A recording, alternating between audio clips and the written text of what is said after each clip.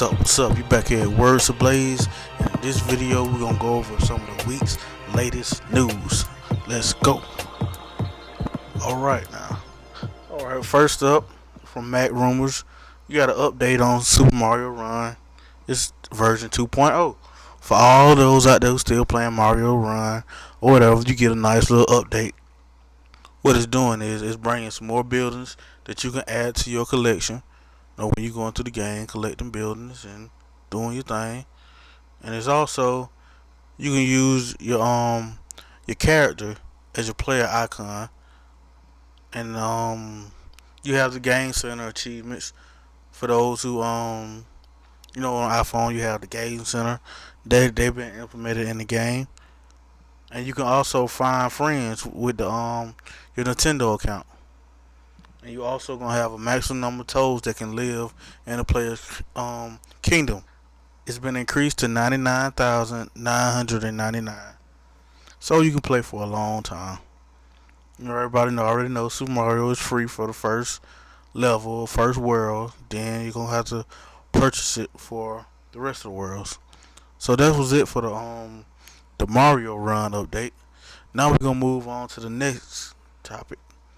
Verizon. Verizon is launching a new unlimited plan for prepaid. Yay! I think this good. I mean, let me know what y'all think in the comments. But I think this is a good plan for those. Verizon is still up there with coverage. Coverage is a big thing for a lot of people, especially those in rural areas. Verizon has, I guess, one of the strongest signals. After that is AT&T, and you can get on into whatever you want to get them. But yeah, $80 a month. $80 a month. That's not bad for prepaid Verizon unlimited data. Now it's not truly unlimited.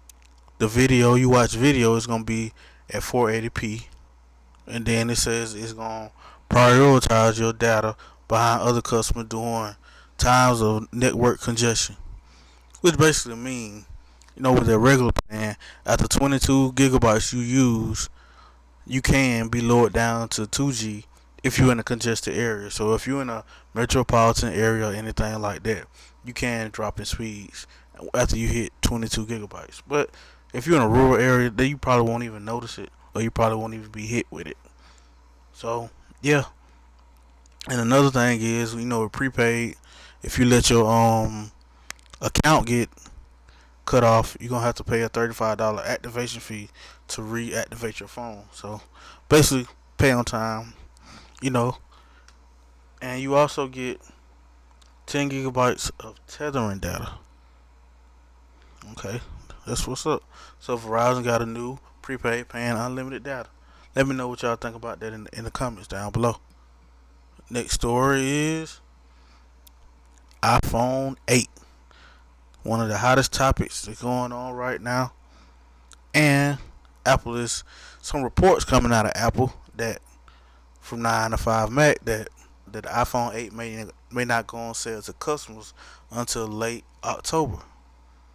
They doing a big rehaul with the design, so they gotta rearrange some things. They gotta make sure everything's right, because basically Apple had the same design for 3 years, the same design.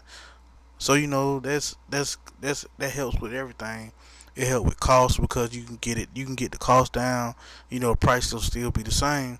So your machinery and all that stuff used to making this one design. So when you overhaul a design, that affects everything. So that's what's happening right now. They trying out the technology. They're supposed to have an OLED panel, so that's new. They've been having IPS, so it's things that going on that might push it back. But iPhone fans will wait anyway. So it's supposed to feature a 5.8. We already know 5.8 OLED screen with wireless charging, 3D sensor front cameras, and the Apple A11 SoC, the chip. It's supposed to have reduced bezels.